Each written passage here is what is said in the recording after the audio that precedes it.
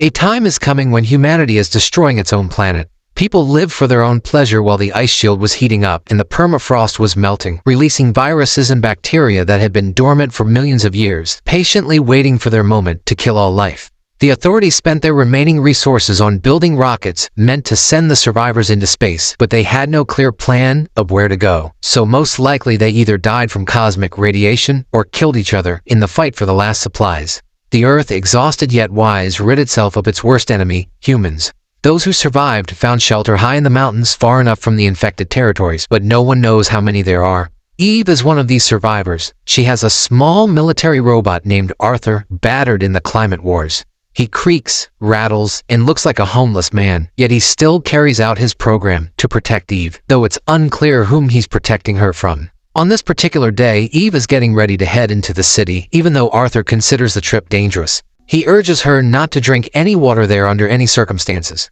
Eve, meanwhile, reminds him to keep a better watch on their base. When the robot expresses bewilderment, she explains it's just a joke, something the robot doesn't understand, though theoretically he knows such things exist. Eve drives into the city along a dusty road strewn with all sorts of junk left by civilization. Reaching a wrecked supermarket, she finds what she needs, and for some reason takes a packet of lavender seeds, even though they likely won't sprout.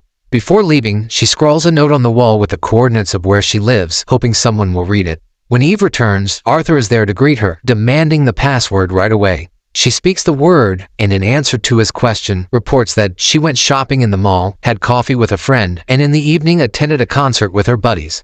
Realizing Arthur doesn't grasp her sarcasm, Eve promises to make some adjustments to his visual system. She unloads the car, having to give the password each time, much to her annoyance. Then, in a moment of mischief, she deliberately says the wrong word, prompting the robot to threaten her with a weapon. Eve resigns herself to the fact that he'll never comprehend her jokes. After the trip, Eve takes a cleansing shower and makes another attempt to reach anyone via radio, but the airwaves remain silent. That evening she waters the plants in the greenhouse, jots down the few scraps of news she has, fixes broken items, and bounces a ball off the wall to keep herself at least somewhat entertained, while Arthur does a loop around the station's small perimeter, guarding it against unknown intruders. In the morning, Eve starts installing a solar panel and suggests to Arthur that they play riddles. She poses the first one, which he easily solves, then he offers his own. They continue until Eve presents a riddle about 3 robots. Arthur can't answer because only a human can grasp it, and he asks Eve for the correct solution. She merely laughs at him, delighted that she's finally outsmarted the robot. Jokingly, she proposes to Arthur that he marry her. He gives her the dictionary definition of marriage and assures her such a union between them is impossible. With bitterness, she says that she has no one but this robot. Her father built the base, then left for his unit after the war, and brought Arthur here, having picked him up from a warehouse. Afterward, her father left again, although he promised to return in a couple of days while the robot guarded her. But a lot of time has passed and he never came back, so the only one she could possibly marry is the robot. Not understanding her jokes, Arthur points out that a malfunction in a husband or wife could be a serious problem, but Eve suggests swapping him out for a newer model. People do that all the time after all.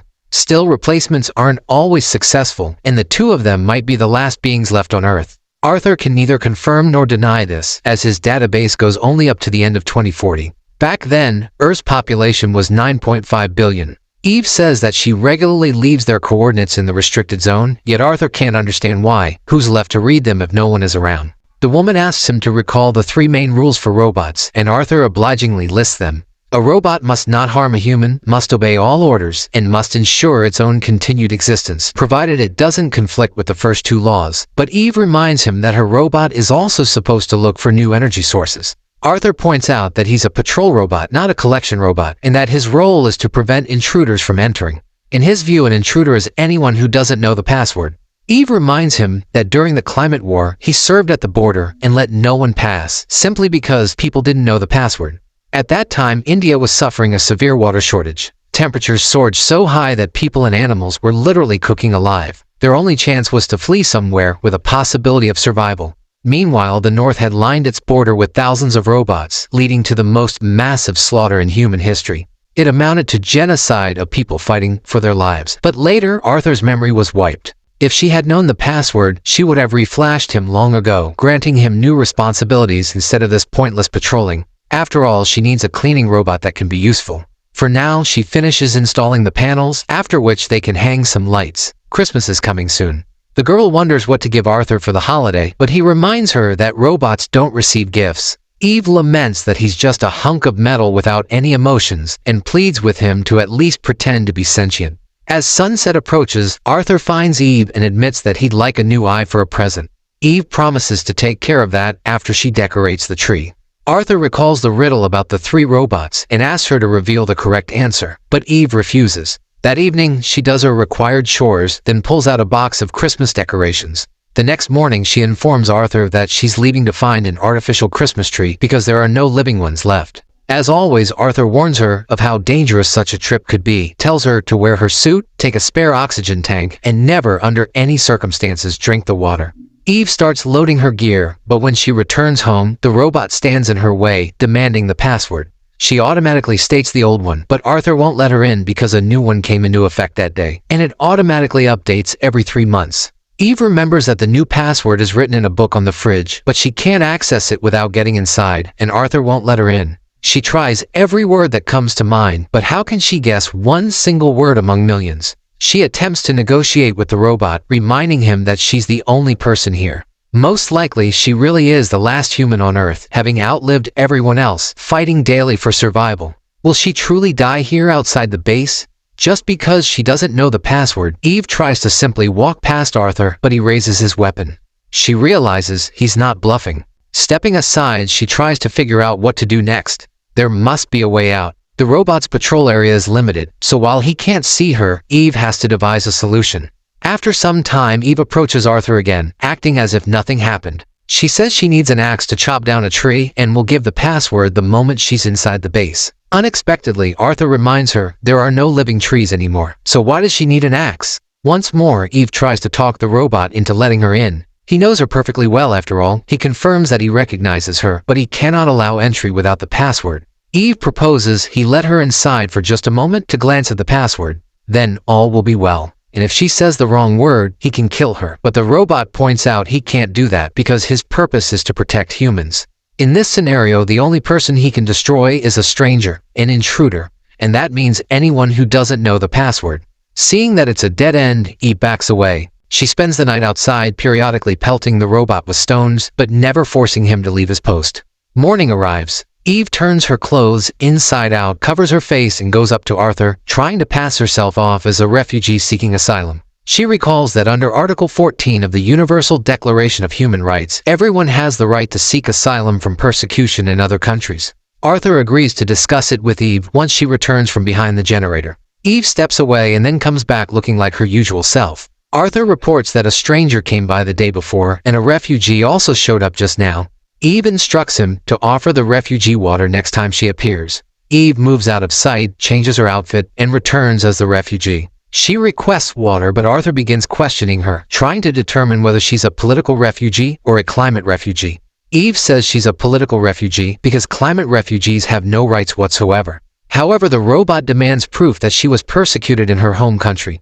She reminds him of the Geneva Convention, which states no such evidence is required. But the robot insists a refugee must explain why it became dangerous to remain in their country, and he asks her to provide an answer. Eve explains that she fled from war. The aggressor burned her house, killed her relatives, and even shot at her. The robot deems that sufficient, yet demands documents. Losing patience, Eve questions what documents a war refugee could possibly have. Still, the robot recites procedural steps, filing an application for the border service, and so on. Frustrated, Eve just asks for water. Arthur promises he'll do so only after he gives water to Eve, who's already dehydrated and at risk of dying. Eve spends a second night by the generator. In the morning, she tries once more to pass, but upon seeing Arthur on duty, she gives up. He asks if she's certain there are no other humans left on Earth. Otherwise, where did the stranger and the refugee come from? But Eve is too exhausted to argue with the machine. Arthur notes a nearby station that's been running for a century, implying someone must maintain it. Eve assumes only mindless robots are in charge. Arthur refuses to bring or carry anything off the base, so, in a twisted move to protect her, he kills her. Eve looks toward the distant station, convinced it's just another clueless machine stuck with its finger above the shutdown key, stopped only by a request for confirmation that it wasn't a robot. She searches her vehicle for water, but finds none. Instead, she discovers lavender seeds, plants them near the car, and begs them to sprout. Then she proposes a deal to the robot. She'll give him the answer to the riddle about the 3 robots if he lets her onto the base. But Arthur won't take the bait. She begs for water in exchange for the answer, but the robot remains silent. So Eve decides to head for that station, despite having very little oxygen left in her suit. She travels to the facility, climbing upwards so she can then descend on a rope into a huge pipe.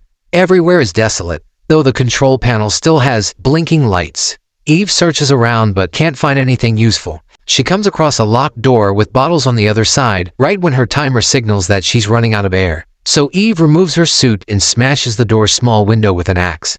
She forces her way in, only to find the bottles are empty. No longer bothering to protect herself, she searches the base, hears a dripping faucet, but moves on, recalling Arthur's warning. Finding nothing useful, she returns to the plateau, speeds up, and rams Arthur with her vehicle. It explodes, but the combat robot remains intact.